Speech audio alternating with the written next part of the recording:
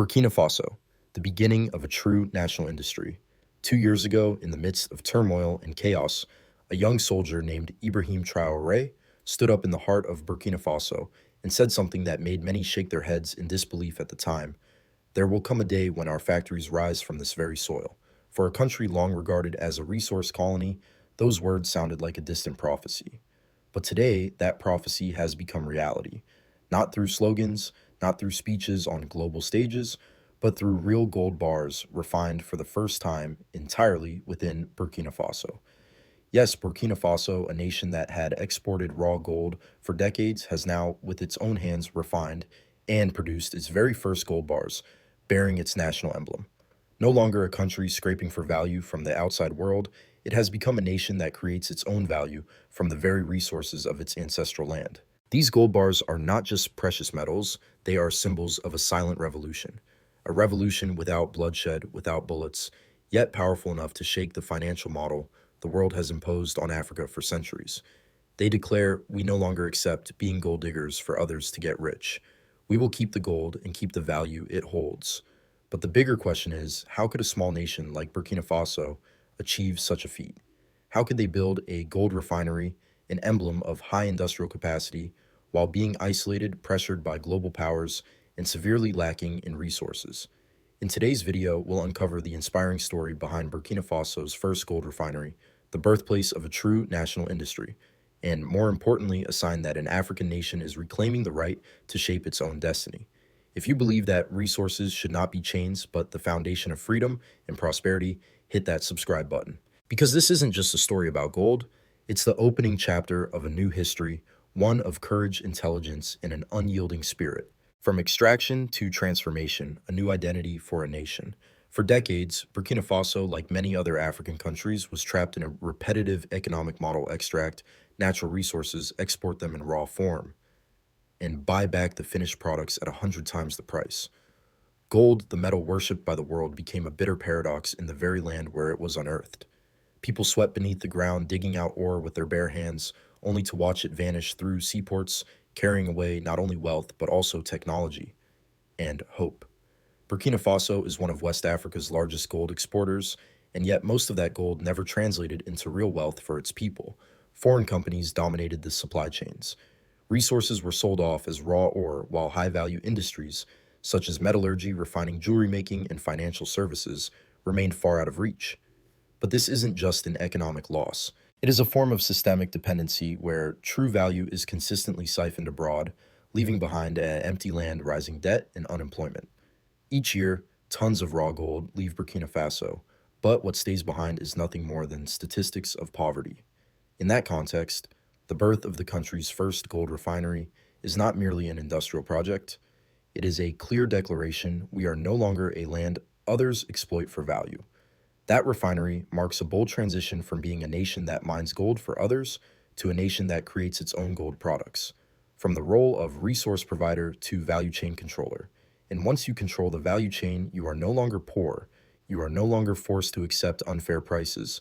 You no longer stand on the sidelines of the global economy. You gain a voice, you gain options, and most importantly, you gain the power to say no. The first gold refinery, a symbol of economic sovereignty. In November 2023, a quiet yet profoundly powerful event took place, one that spoke louder than any diplomatic statement. President Ibrahim Traoré officially broke ground on Burkina Faso's first ever gold refinery. This wasn't some symbolic workshop. It was a real industrial complex with a refining capacity of over 150 tons of gold per year, equivalent to 400 kilograms a day. Each gold bar produced is more than just a technological achievement. It's an imprint of independence etched into history. These bars are no longer shipped to France, Switzerland, or Dubai for refining only to return as luxury jewelry, far beyond the reach of the average Burkinabe citizen. Now, Burkina Faso does it all on its own soil, with its own machinery, and by the hands of its own engineers and workers.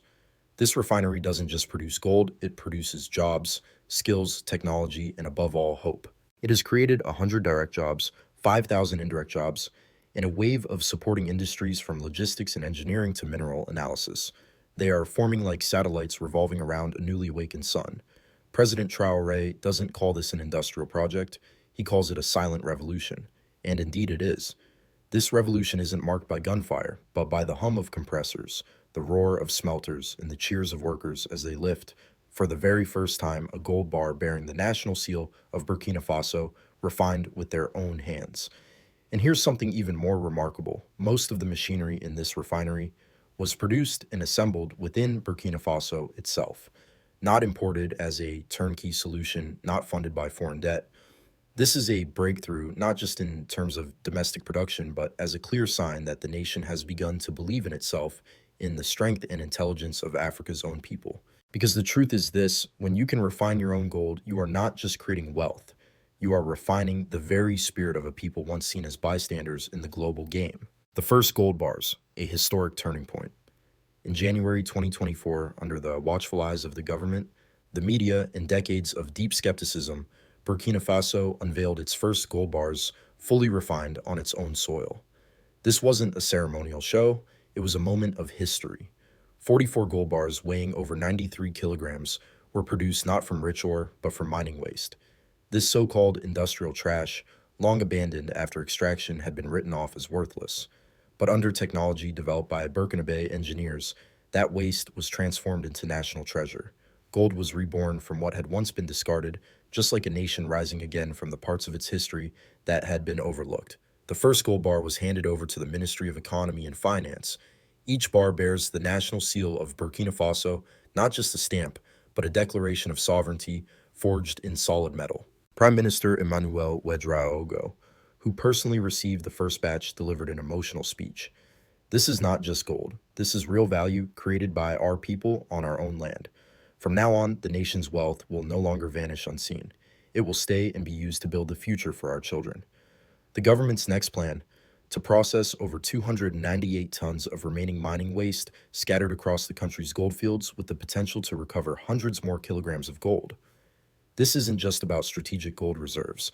It's a bold step toward Burkina Faso's ultimate financial goal: complete liberation from foreign-controlled monetary systems, especially the CFA franc, a colonial-era currency that still binds many West African nations. At that moment, the world began to see more clearly Traoré's larger vision, not just to refine gold, but to refine economic freedom. Because a nation is never truly independent if it doesn't control its resources and the value those resources create. Now, with these first gold bars in hand, Burkina Faso has touched something millions of Africans have only dared to dream of: control over their true value. A comprehensive strategy, from extraction to transformation. Behind those gleaming gold bars lies not just technology, but a revolutionary economic strategy, one not drafted in lavish meeting rooms in Paris, but born from the unshakable determination of a leader committed to changing his country's destiny, step by step, piece by piece. President Ibrahim Traoré understands that for Burkina Faso to become truly wealthy, it cannot stop at merely owning gold mines. What the country needs is a complete value chain, from extraction, refining, and production to control over trade and finance. And he is methodically building that chain through bold decisions that few heads of state dare to make. First, he suspended all raw gold and precious metal exports from small-scale, semi-mechanized, and private mines. A tough move, but a necessary one.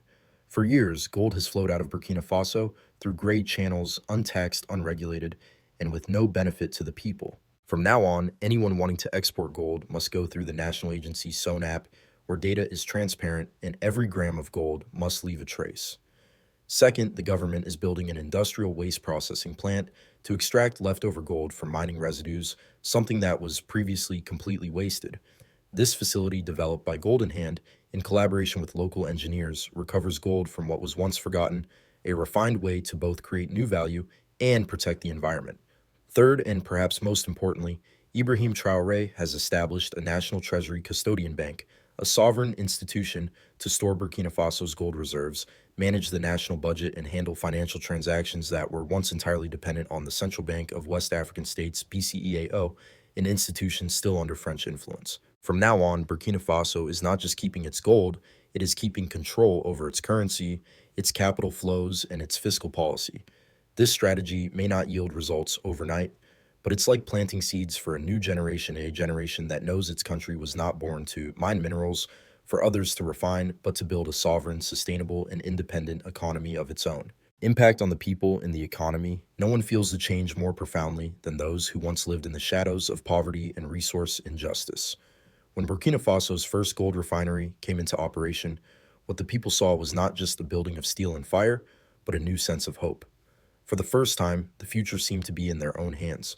Across mining regions, thousands of miners who once sold raw ore to international traders for a pittance now have the chance to become part of a legal, transparent, and sustainable supply chain. Young people who once dreamed of leaving their homeland due to joblessness are now being trained in metallurgy mechanics, gold inspection, and industrial operations. A real industry is taking shape, one that extracts not only resources, but human potential. In urban areas, the policy of retaining gold domestically is creating ripple effects. Growth in the mineral processing sector is driving demand in transportation, construction, energy, logistics, and services. Sectors that once lay dormant are now being awakened by a new value chain the nation had never accessed before. In this context, the people are not just witnessing change, they are beginning to feel a part of it. No longer outsiders in a global game controlled by others. They can now clearly see those gold bars are no longer distant dreams behind European glass displays. They are forged here on their land by their hands to build a future that no one can take away. This economic transformation is gradually leading to a shift in consciousness. People are beginning to ask, if we can do this with gold, why not with cotton cashews, agriculture, energy, or technology?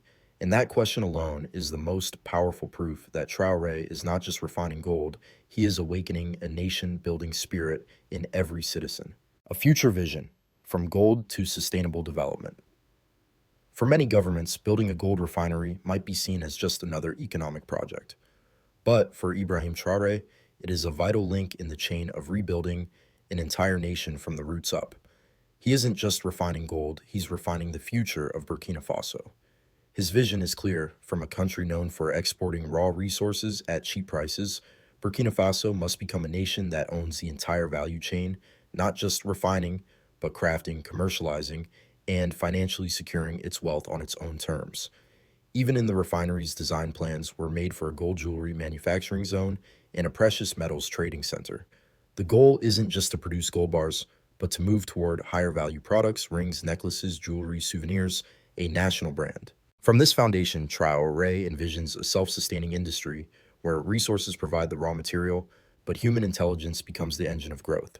This approach not only increases national income, but also reduces dependence on international financial institutions, those that have manipulated Africa for generations. He understands a powerful truth. A strong nation isn't one that merely possesses gold, but one that uses gold to invest in its people, its education, its infrastructure, its technology, and its dignity. And in that light, Burkina Faso is quietly building a new development model, not one that seeks to become a copy of the West, but one that dares to be itself, to stand on its own, and to be respected. The Burkina Conclusion: Parliament a new adopted era for mining Burkina Faso. In a world where small nations are often only mentioned for poverty, conflict, or instability, Burkina Faso, under the leadership of Ibrahim Traoré, is rewriting its own story. No need for promises from luxurious global summits, no need to borrow models from the West. They are starting with the simplest truth, retaining the value they rightfully own. Those first gold bars refined on home soil are not just metal, they are symbols of rebirth. A silent yet proud declaration: we are no longer a land for others to drain. We are a nation sovereign, capable, and determined to shape our own future. The road ahead will not be easy. There will be pressure threats and dark forces trying to hold them back.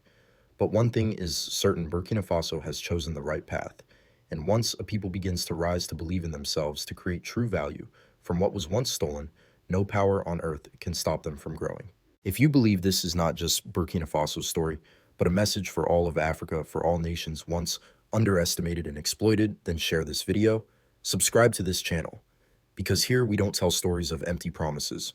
We tell stories of real action that is rewriting the destiny of an entire people.